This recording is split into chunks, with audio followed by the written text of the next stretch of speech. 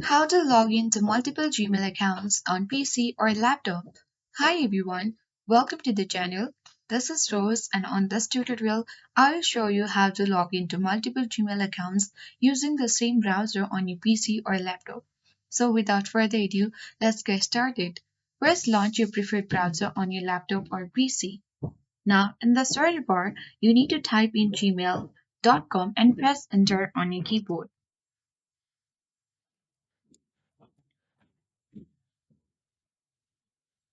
After a few minutes, you will land on the Gmail applications interface where you will see you have already logged into your existing account. If you want to log into multiple Gmail accounts on PC or laptop, click on profile icon at top right corner of your screen.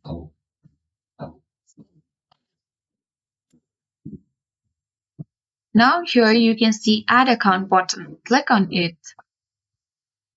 Now enter your email or phone, or simply you need to enter the new email address here and click on next button. After that, enter the password, and once you are done with credential, click on sign in or login. Now you can see over here that we have easily logged into multiple Gmail accounts on PC or laptop on the same browser. That's it.